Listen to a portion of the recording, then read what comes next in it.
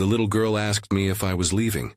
It was raining, the kind of rain that erases sound, soft, constant, as if the town itself had decided to fold its edges and hush. I remember the way my car wipers found their rhythm and how the dashboard light made everything look smaller and more honest. I had driven back to the little town because of a promise made in the soft panic after Lily's accident, to find the woman who had kept my sister alive for a night, and to say thank you. I thought it would take 10 minutes. I thought it would be polite, formal, and then I would go. The porch light was on when I stepped up the damp steps. The house smelled immediately familiar, yeast and cinnamon and something clean and tired. Grace opened the door in a flour-speckled apron, hair pinned back in a way that said she had no time for vanity and did not regret it. Behind her, a small pair of sneakers sat crooked by the door, and a raincoat too small for a little frame hung from a peg. Emily, 5, maybe 5.5, was perched on the top step, shivering, her hair a tangle from the rain. When I waved at her, she looked up at me like she was measuring me against some invisible scale. She had a way of looking that made you honest without meaning to. She held a damp stuffed rabbit to her chest. Grace let me in, and I sat at their kitchen table that smelled like the first loaf of the morning. The house felt lived in, chipped mugs in a mismatched set, a calendar with handwritten notes, a box of crayons with their points blunt from use. She poured me tea into a chipped blue mug and made a place for me like someone who did not waste space on strangers. "You're far from the city," she said. Her voice was steady. There was a holiday gentleness to it, someone who had learned to temper the unexpected because children needed to know the world would hold steady.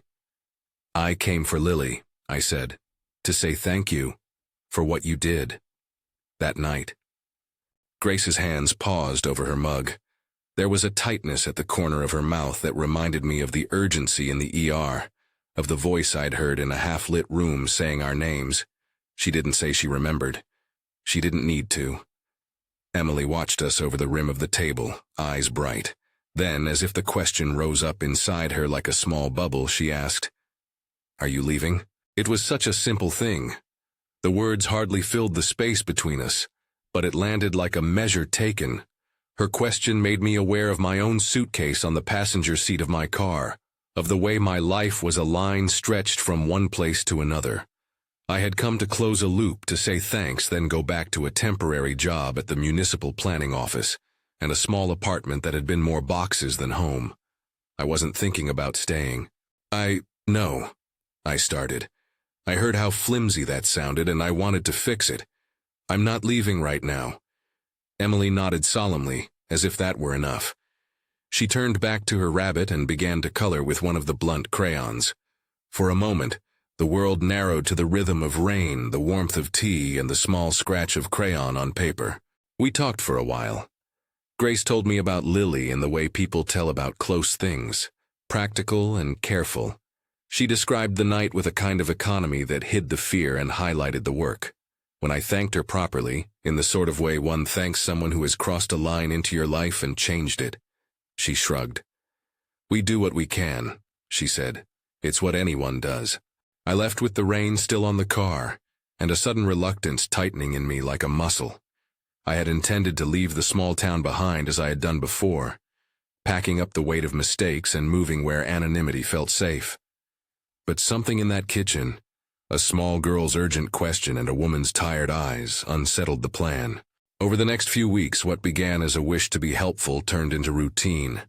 I fixed the porch step that had been wobbling for years, tightening screws and protecting the paint from the next downpour. I found myself waiting outside the bakery on cold mornings, leaning against my truck, watching Grace knead dough in a window steamed with effort. Sometimes I'd offer to drive Emily to preschool when her rain boots needed to be washed, or when a school flyer got tucked behind a calendar. Those rides were quiet at first, Emily pointing out puddles, naming every dog we passed, asking the small, important questions children ask about the world as if to catalog it. Service is a strange language. It has no large declarations. It speaks in practical verbs. I showed up with the right socket and a packet of replacement bulbs. I boiled a kettle when the old water heater hiccuped. I learned how Emily liked her pancakes, with a scatter of sliced bananas and a faint dusting of powdered sugar. And how Grace liked the radio only on low in the mornings. I fixed the leaky gutter that had hung over their back door for years. I mended a loose hinge on Emily's toy chest and stayed until the old wood gave under my hands like a secret being told. There were moments that felt like punctuation, Emily pressing a crayon drawing into my palms, a clumsy portrait of 3 stick figures under a sun with 3 ragged smiles, and announcing as if bestowing a legal truth, "This is us." Her labeling made something in me shift. I realized I was beginning to imagine a life that did not end where my suitcase was. I began to wait for the little things. A laugh from the kitchen, the curl of steam from a mug left half-finished on the counter. There is a quiet danger in routine. It makes you bold by degrees. But Grace was careful. She had reasons.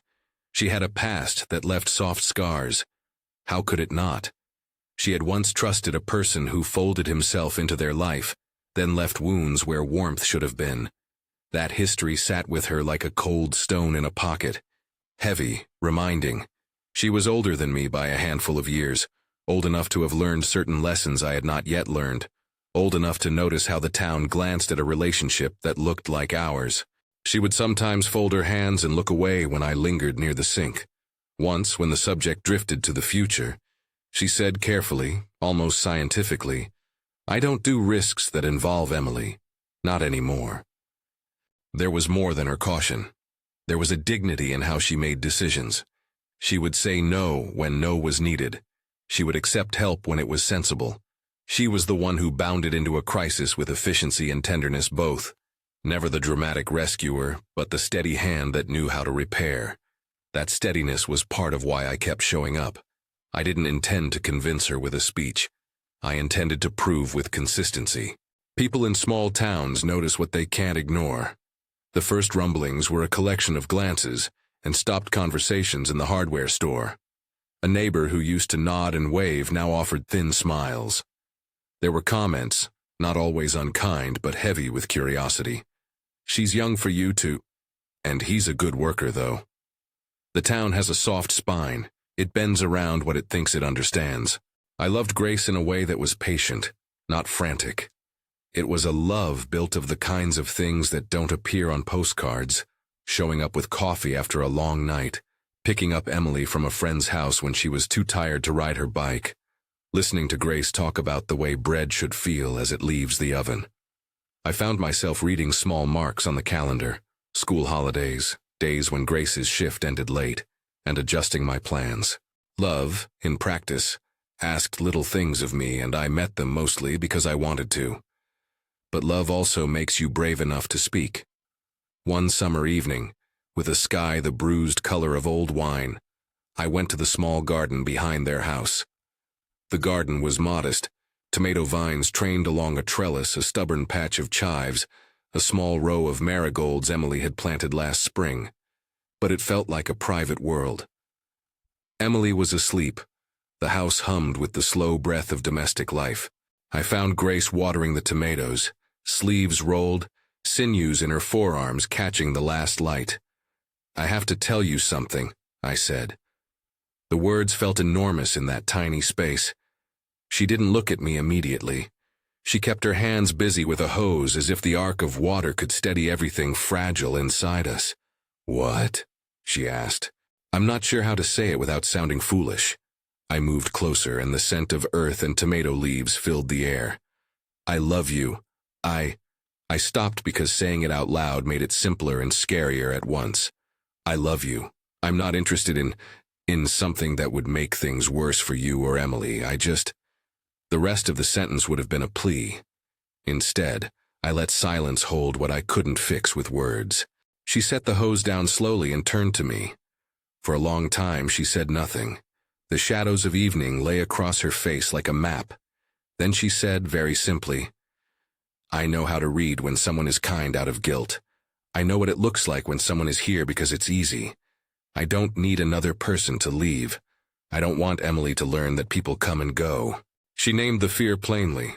She named my imperfections quietly, as if listing facts. I felt strangely exposed and not at all surprised. Her words were not accusations, they were boundaries. "I'm not here because it's easy," I said. "I'm here because I want to be, because—" I swallowed and tried again. "Because I want to build something that's steady. I'm not perfect, I know that, but I am not a person who leaves." She smiled a little, but it didn't reach her eyes. "You're young," she said. "You've got time to be young. You should have that. I don't want to be the reason you miss whatever you should be having." Her words were not mean. They were practical. She could see a lifetime in ways I could not yet. I thought then of the way her back had bent once in City Hall, as if carrying an invisible weight of responsibility, of the nights I had walked away from my own mistakes by moving elsewhere. I realized the confession had been mine, more than it was a demand, and that she had the right to refuse. After that conversation there was distance. Not dramatic, but a careful widening of space. I kept showing up. I still fixed things. I still drove Emily to school on days her rain boots were too small. But Grace asked for time, and I honored it by stepping back in some ways, by not pressing, and by letting actions speak instead of words. There is an ethics in patience. It is different from waiting with passive hope. It is active, continuing service without expectation, keeping steady without trying to force an outcome. The rain came again that fall, softer this time, like a familiar song. It was the kind of day you stay in for, the kind that makes tea taste like solace. I had promised to help Grace with a late delivery from the bakery. The streets were slick, and the glow of the bakery's window looked like a small beacon. Inside, flour dusted the air. There were trays cooling and a steady clatter of dishes. Emily pressed her nose to the glass like she was trying to catch the light. On my way back from loading the van, a gust turned the sky to curtain. The rain hissed. I found Grace standing under the overhang of the shop, her hair damp, a stray flip of it sticking to her cheek. Her hands were bare, and she held them out like she was measuring how soaked they might be. I offered an umbrella. She took it, and for a moment our hands brushed. We walked in silence down the familiar street, the umbrella a small bowl of dry between us. Then, at the corner where the maples made a tunnel over the pavement, she stopped. She looked at me as if she were asking permission for something small but significant. There was a tiredness in her face and yet something unspent in the look that met mine. "Do you remember when you said you wouldn't leave?" she asked. I nodded. She exhaled, and in that breath there was a giving up of some small defense. "I've been trying to believe that," she said. The words were little. I reached out before I thought to, and I tucked a wet curl behind her ear. For a second we stood like that under the umbrella, rain muffled, town muted. Then she stepped closer. Not the reckless step people see in novels, but a measured, whole-person step. She rested her forehead against mine. I closed my eyes. When our lips met, it was not cinematic. It was honest. The sort of kiss that reads of apology and admission both. Time didn't flip like pages. Something steady aligned. We lingered, long enough for the rain to need us and for Emily to come running down the sidewalk calling our names, pleased at the sight. That kiss did not erase the careful work we'd done. If anything, it anchored it. It made our life together harder to imagine as a rumor. It also, inevitably, made us more visible. The town's curiosity sharpened like winter light off windows. Conversations that had been discreet began to reform into narratives. People tried to make sense of it for themselves, the young man and the woman who baked the bread and raised a small child alone. There were whispers, but there was also a slow rearrangement in the eyes of those who had once been suspicious. Gradually, the small kindnesses reconfigured other people's expectations. The neighbor whose lawn I mowed when he had surgery started leaving an extra jar of preserves on Grace's doorstep. The woman at the church who had looked away now called to ask about Emily's birthday party and whether she could bring cupcakes. People have an odd hunger for models of courage they can understand. Seeing our steady days reshaped what the town thought possible. It didn't happen overnight. Acceptance is a long habit learned by repetition. One late autumn afternoon I dug a hole under the old maple at the edge of their yard. The tree had been there long before any of us, roots like a small cathedral. Emily helped, knuckles in the dirt, her hair already threaded with twigs. I'd bought 2 chairs from a second-hand store and painted them a childlike blue. I wanted a place under the tree where we could sit and see the sky and talk about nothing at all. When the chairs were set, I dragged a blanket across the grass and watched Emily run loops between our legs until she was breathless. I asked Grace to come outside with a basket of lemonade. She came hesitantly, taking small steps as if gauging how permanent the arrangement might be. We sat under the tree, the way one sits when one knows the other person will stay with the silence. I took her hand. It was small and warm. "I can't pretend there aren't things to be afraid of," I said, "but I want to ask you something anyway." She looked at me with an expression that was part amusement, part guarded hope. "What?" I reached into my pocket and brought out a small ring borrowed from the toolbox of my clumsier romantic impulses. Wire wrapped around a piece of smooth, dark stone found on a riverbank and polished into something like an honest promise. It was not a grand jewel. It was a thing made of practical materials, the kind of ring that fit the life I wanted to offer. Simple, workmanlike, real. "Will you marry me?" I said. The words felt ordinary and weighty all at once. Emily cheered from where she had planted herself on a grass hill like she had witnessed an important scientific proof. Grace put a hand to her mouth and laughed, the sound fractured and full. "You're ridiculous," she said, and then, because her defenses were made of practicalities, she exhaled in a steadier way and said, "Yes." We didn't hold a spectacle. Our wedding was in a small clearing behind the church, with an arch made of branches and some of the baker's wreaths. Emily walked between us, holding a bouquet she insisted on arranging herself, dandelions interlaced with marigolds. We said vows that were not extravagant but true, promises to be patient, to be present, to be honest, to keep each other safe. Grace's voice broke once but steadied as she spoke the words that sealed the little household we had been making.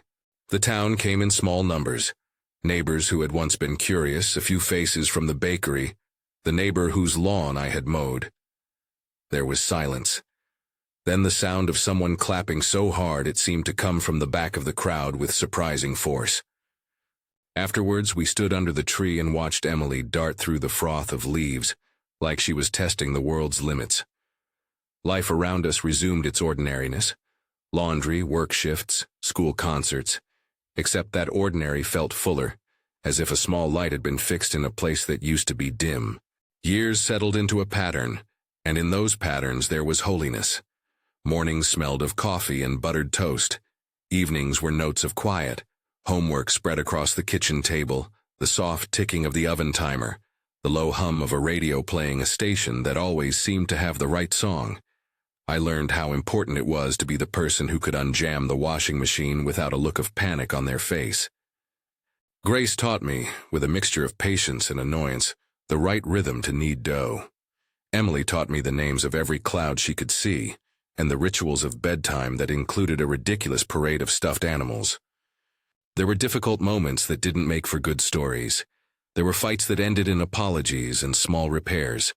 There were nights when doubt settled on us like a fog, and we had to decide whether to let it roll through. There were stares in the grocery store, and questions from extended family members who had their own standards of what a life should look like. But there was also the steady, undeniable fact of presence.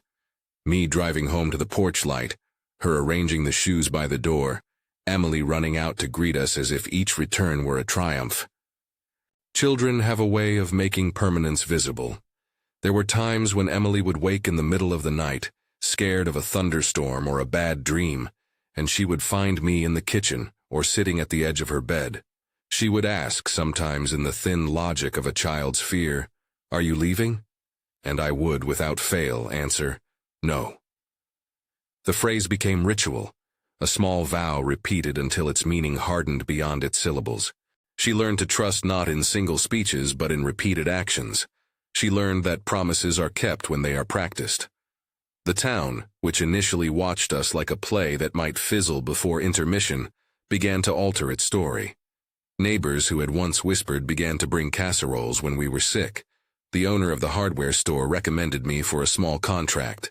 The woman who had once turned her head at us when we held hands now asked me to help her with a shelf. People saw that we were not a scandal. We were mostly ordinary people trying to keep a small household together. That ordinariness has a power of its own. I never stopped being grateful to the day the rain asked a question I didn't expect. That first, small inquiry, "Are you leaving?" was like a hinge that swung open a door I had not known I needed. It forced me to confront the shape of my intentions and to consider the costs of my choices. It taught me that staying is sometimes the braver thing. It taught me how to be steady. There are mornings now, years later, when the tree in the backyard is taller and Emily has learned to braid her own hair. We sit on the porch with mugs that match the chipped blue one Grace used the first week I arrived. We watch neighbor kids ride bikes and the bakery delivery truck rumble past. Once, as I was packing a small bag for a short trip to see Lily, who had stayed in town herself after all of those events, I felt the old ache of restlessness. Emily looked at the suitcase, then at my face, and asked without a tremor, "Are you leaving?" The question landed as it always did, with its own gravity. But now the answer came from habit, and not just desire. I set the bag down and took her hand. "No," I said. "I'm not leaving." She grinned and stabbed a finger into the air as if marking that truth on the underside of the world. Grace, from where she was kneading dough in the kitchen, called that we were going to be late for the farmer's market. The small domestic clatter of our life resumed like a song in motion. I think about the way love reveals itself not in sudden fireworks, but in the accumulation of small mercies. The porch light left on for you. The mug set out without being asked. The way someone learns the exact curve of your hand and places theirs there when the world feels too loud. The little girl's question was, for me, a moral compass. It demanded a choice, to be transient or to be present. I chose presence. Love is not a proof against grief or mistake. We have both of those in our history: a scraped knee, a mislaid trust, apologies that had to be stitched into the fabric of us. But love, when it is practiced, becomes a habit of return. It's in the small rituals that show up day after day, in the facing of the world together, in the choices to re-engage with life even when it is risky. Sometimes on quiet nights, Grace and I walk to the old tree together and sit. We watch the town breathe under the sky. I think of the many ways people learn to be brave. Some do it in loud displays. We did it with a hammer, an umbrella, a second helping of pancakes, and a steady hand when a child called at night. We did it by choosing each other again and again. There was no magic spell. There was no certifying of a future. There was the repeated practice of staying. If I have any advice to give, if by telling this to you now I mean to hand something across the table like a small warm loaf, it would be this: when someone asks you if you're leaving, say what you mean, but also show it, because words can be thin. Behavior is a better testament. Show up, make the bed, fix the gutter, learn the way biscuits should be browned. Protect the child the way you would want your own heart protected. Be the kind of person who, when asked, can honestly say they are not going anywhere. The town still has its gossip and its slow lessons, but it has also learned to see that family can be made in many ways. People bring their casseroles and their help. They tell us that seeing the three of us on the porch made them rethink a few of their assumptions. Small acts shifted their narrative. It took time, as it always does. When Emily is older than she is now, she will have stories of how her family came to be. She will tell them in the flat and exaggerated way children tell their histories, the details rearranged for effect. Maybe she will say that the first time she asked me if I was leaving was the day it all began. Maybe she will remember the rain, and the kitchen, and the way the light fell across a blue mug. I will tell her the truth. I will say that she asked a question that made me check my motives. I will tell her that every time she asked thereafter, even the nights when thunder shook the windows, I answered with the same promise. I will tell her that staying is not the absence of movement but a daily choosing. The little girl's question was a hinge. It opened my life to a different narrative. I stayed. We built a home with ordinary things and extraordinary patience. We were not perfect. We were simply present. If this story touched you in some small way, if you've ever been asked a question that made you choose, Share it in the comments. I'd like to hear about the moments that changed you, the small tests that asked you whether you would be there the next morning.